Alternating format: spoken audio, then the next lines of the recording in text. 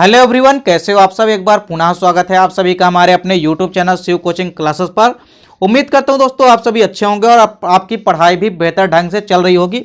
आज की इस वीडियो में हम देखेंगे दोस्तों कि ऑक्सीजन चक्र या ऑक्सीजन साइकिल क्या होती है, उसको हम आज की वीडियो में आपको समझाएंगे। तो इसके पहले हम आपको बता दें कि चैप्टर 14 के हमने कई सारे वीडियो जो है प्रोवाइड करा चुके हैं, आप प्ले लिस्ट में जा करके देख सकते हैं।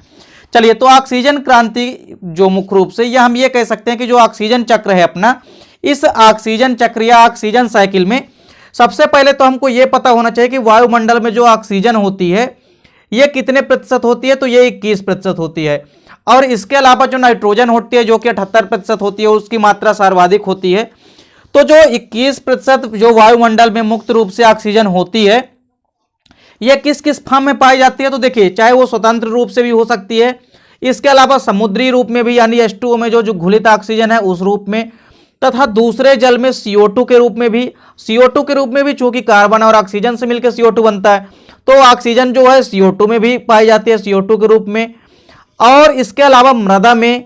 तथा इसके अलावा विभिन्न लवणों के बीच में क्या होता है कि विभिन्न लवणों के रूप में भी, और वायुमंडल के ऊपर जो ओजोन के स्तर होते हैं उस रूप में पाई जाती है।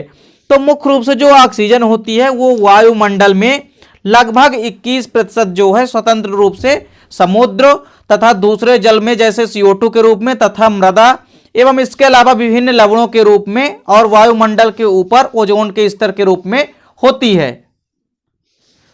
तो इस प्रकार से चूंकि जो ऑक्सीजन चक्र में ऑक्सीजन की मात्रा है वो तो 21% होती है, और ये कई सारे फॉर्म में पाई जाती है, चाहे वो CO2 में घुलित ऑक्सीजन हो, चाहे वो H2O में घुलित ऑक्सीजन हो यानी जल में घुलित ऑक्सीजन हो, चाहे वो स्वतंत्र रूप से जो ओजोन परत है O3 उस रूप में, चाहे ओजोन के रूप में जो घुलित ऑक्सीजन हो। तो इस प्रकार से कई फॉर्म में या कई सारे रूपों में ऑक्सीजन जो है वायुमंडल में स्वतंत्र रूप से उपलब्ध है। अब देखिए, यदि हम बात करें इस परितंत्र या पारिस्थितिक तंत्र की, यदि हम बात करें तो कोई भी इकोसिस्टम में जो हरे पेड़ पौधे होते हैं वो प्रकाश संश्लेषण की क्रिया में क्या करते हैं, ऑक्सीजन को H2O तथा CO2 के रूप में ग्रहण करते हैं। क्योंकि चूंकि ऑक्सीजन को पेड़ पौधे भी ग्रहण करते हैं, लेकिन किस फॉर्म में ग्रहण करते हैं, H2O तथा CO2 के रूप में, क्योंकि H2O में भी ऑक्सीजन है और CO2 में भी ऑक्सीजन है।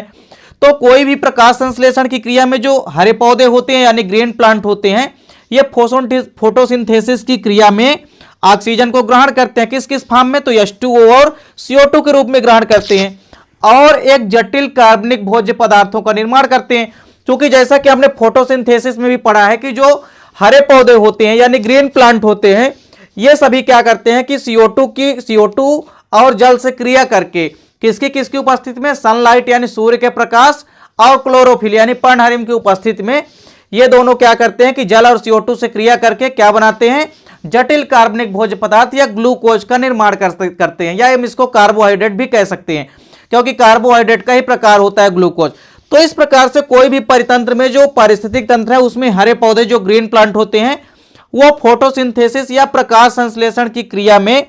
ऑक्सीजन को जो है H2O और CO2 के रूप में ग्रहण करते हैं, और ग्रहण करने के बाद जो है वो जटिल कार्बनिक भोज्य पदार्थों को बनाते हैं, जैसे कार्बोहाइड्रेट को बनाते हैं या ग्लूकोज को बनाते हैं, तथा पानी को विघटित करके O2 को जल व वायु में मुक्त कर देते हैं। और पानी को विघटित करके यानी तोड़ करके ये जो ऑक्सीजन है उसको जीव में स्वतंत्र रूप से मुक्त कर देते हैं, वातावरण में या वायुमंडल में उसको स्वतंत्र रूप से क्या कर देते हैं, मुक्त कर देते हैं। और इस O2 को सभी जीव श्वसन की क्रिया द्वारा जो है ग्रहण करते हैं और CO2 निकालते हैं। देखिए, सबसे पहले तो क्या होता है कि किसी भी पारिस्थितिक तंत्र में जो हरे पेड़ पौधे होते हैं वो खुद ऑक्सीजन को ग्रहण करते हैं श्वसन क्रिया के दौरान, और मुख्य रूप से क्या करते हैं, प्रकाश संश्लेषण की क्रिया में ये H2O और CO2 को ग्रहण करते हैं। तो ये H2O और CO2 के फॉर्म में ऑक्सीजन भी ग्रहण करते हैं और जटिल कार्बनिक पदार्थों का निर्माण कर देते हैं। और जटिल कार्बनिक पदार्थों के निर्माण के साथ साथ कुछ मात्रा में ऑक्सीजन गैस मुक्त होती है, जिसको कि वायुमंडल में स्वतंत्र रूप से मुक्त कर देते हैं, और उसी ऑक्सीजन को फिर मानव जो है श्वसन की क्रिया द्वारा जो है ग्रहण करता है, और CO2 जो है निकालता है बाहर, जो कि पुनः हरे पेड़ पौधों द्वारा प्रयोग की जाती है। और मानव जो है ऑक्सीजन को लिया और फिर से CO2 को निकाल दिया, और वही CO2 जाकर के पेड़ पौधे फिर उसका यूज कर लेंगे। अब इसके बाद क्या हो जाता है कि पेड़ पौधे ने CO2 का यूज तो कर लिया, अब वायुमंडल में कुछ ऑक्सीजन जो है वो विभिन्न प्रकार के ज्वलन क्रियाओं में खर्च होती है। देखिए वातावरण में कई सारी जो प्रक्रियाएं होती है, जैसे ज्वलन क्रियाएं होती है, उनमें कई प्रकार से ऑक्सीजन की खपत भी होती है और CO2 निकलती है, और यह CO2 जो है पुनः पेड़ पौधों के द्वारा प्रयोग कर ली जाती है फोटोसिंथेसिस की क्रिया के द्वारा या माध्यम से। तो इस प्रकार से देखिए हमने क्या देखा कि किसी भी परितंत्र या पारिस्थितिक तंत्र में क्या होता है कि जो हरे पेड़ पौधे होते हैं सबसे पहले वो CO2 और H2O को ग्रहण करते हैं वायुमंडल से, जिसमें कि ऑक्सीजन भी मौजूद होता है। तो एक प्रकार से जो पेड़ पौधे हैं ऑक्सीजन को भी ग्रहण करते हैं CO2 और H2O के माध्यम से, और इस प्रकार से ये जटिल कार्बनिक भोज्य पदार्थ यानी ग्लूकोज का निर्माण कर देते हैं, और जो ऑक्सीजन की मात्रा बनाते हैं उसको वातावरण में मुक्त कर देते हैं, और इस मुक्त ऑक्सीजन को मानव जो है श्वास के माध्यम से या श्वसन क्रिया के माध्यम से ग्रहण करता है और CO2 को बाहर निकाल देता है, और उस CO2 को पुनः जो है पेड़ पौधे यूज कर लेते हैं और अपनी जैविक क्रियाओं को करते रहते हैं, और यह प्रक्रिया जो है क्रमशः चलती रहती है। अब यदि हम इस चक्र के माध्यम से समझे तो देखिए सबसे पहले क्या है कि कोई भी प्रकाश संश्लेषण हो रहा है। यहाँ पे देखिए ग्रीन प्लांट है, अब इन ग्रीन प्लांट में प्रकाश संश्लेषण हो रहा है। अब प्रकाश संश्लेषण जब हो रहा है तो ये क्रमशः CO2 और जल को, देखिए यहाँ पे जल है और CO2, इनको दोनों को ग्रहण कर रहे हैं हरे पौधे या ग्रीन प्लांट। अब ये CO2 और H2 जल को तो ले लिए, इसके माध्यम से ऑक्सीजन को भी ले लिए,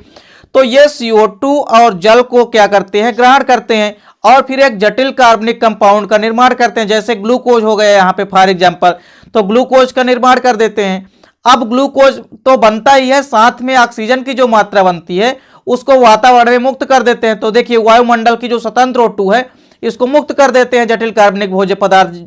अब देखिए क्या होता है कि जो वायुमंडल की स्वतंत्र ऑक्सीजन है इसको फिर श्वसन क्रिया के माध्यम से सभी जीव जंतु जो है ग्रहण करते हैं, और क्या करते हैं, CO2 निकालते हैं, और यही CO2 जो है पुनः प्रकाश संश्लेषण के द्वारा यूज कर ली जाती है। तो इस प्रकार से जो ऑक्सीजन चक्र है ये क्रमशः जो है एक दूसरे से अटैचमेंट रहता है और क्रमशः चलता रहता है। तो उम्मीद करता हूं दोस्तों कि ऑक्सीजन चक्र या ऑक्सीजन साइकिल आपको समझ में आ गई होगी। मिलते हैं दोस्तों नेक्स्ट वीडियो में, तब तक के लिए जय हिंद, वंदे मातरम।